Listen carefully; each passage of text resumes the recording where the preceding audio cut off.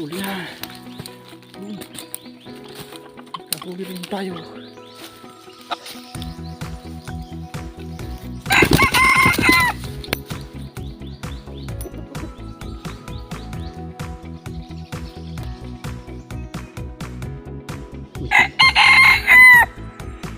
Medyo bata pa. Salamat Panginoon Sus, makapangyarihang Diyos.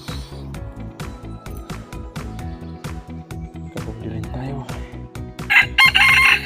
Unang beses na nakahuli tayo mga ka-hunter ngayong season na to. Salamat sa Panginoon, nakahuli tayo. Thank you Lord. Ayun. Yan yung mga ka-hunter, medyo bata pa. Yung tahid.